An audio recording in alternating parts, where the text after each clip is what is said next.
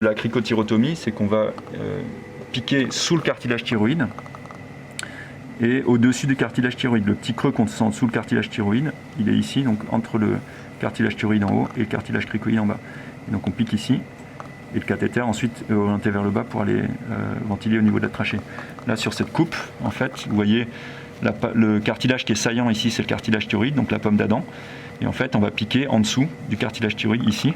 Et vous êtes donc juste en dessous des cordes vocales que vous avez représentées ici en coupe. Les cordes vocales, ce que je vous expliquais, c'est qu'elles sont à peu près à mi-hauteur du cartilage thyroïde. Donc c'est ici qu'on pique. Et donc le cathéter, il faut effectivement qu'il ait une orientation un petit peu vers le bas. Un des risques de la cricothyrotomie, c'est si on pique vraiment trop d'avant en arrière, on peut aller ici traumatiser la paroi postérieure des voies aériennes. En fait, le principe, ça va être de venir ventiler en trouvant les voies aériennes entre le cartilage thyroïde et le cartilage cricoïde. Alors, le cartilage thyroïde, c'est la pomme d'Adam, donc c'est la partie la plus saillante qu'on palpe ici. Vous avez un angle antérieur ici qui est assez fin. Et sous le cartilage thyroïde, vous avez le cartilage cricoïde qui a plus une forme d'anneau. Et entre les deux, vous avez une membrane qui est la membrane cricothyroïdienne. Et ça, c'est en fait un endroit des voies aériennes qui est très superficiel, où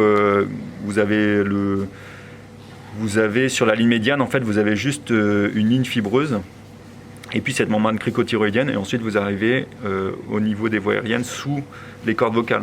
En fait, les cordes vocales, elles sont situées au niveau du cartilage thyroïde, à peu près à mi-hauteur du cartilage thyroïde. Donc là, vous êtes sous les cordes vocales, et donc juste sous le cartilage cricoïde. Ensuite, vous avez la trachée. D'accord ? Donc c'est un endroit qui est très superficiel, donc facile d'accès, mais qui est assez étroit. Et vous êtes entre deux cartilages, donc vous n'avez pas énormément de place. Donc on peut mettre en fait en place un petit cathéter qui permet de reventiler, mais vous ne pouvez pas mettre une grosse canule. Souvent, ce qui est dur à percer, c'est la peau. Donc dans le kit, vous avez un petit bistouri qui vous permet de passer la peau. Une fois que vous avez passé la peau, vous introduisez le cathéter. Et puis dans le kit typique, vous avez un système pour reventiler dessus.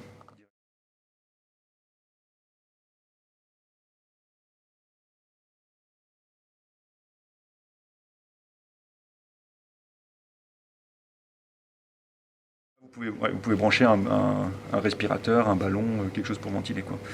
Parce que sur ce système, le cathéter il est très petit, la respiration spontanée, même si votre patient, votre personne respire spontanément, en fait elle a quand même pas beaucoup de force pour respirer, donc vous avez intérêt à lui mettre de l'oxygène et un ballon pour l'aider, quoi. C'est de connecter le cathéter à une seringue où vous mettez un petit peu de sérum, un petit peu d'eau, et vous piquez en aspiration.